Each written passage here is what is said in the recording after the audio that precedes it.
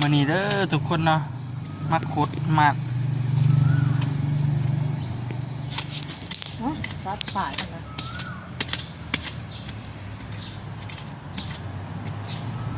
ว่าใหญ่อยู่ว่านะ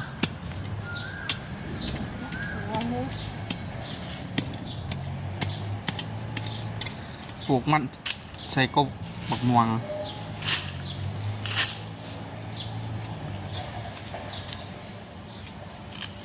สุดใหญ่ซะมันนะเทียบมันเป็นเหลืองนะครับออกมือเลยหน่อยสมองมือเล็กหน่อย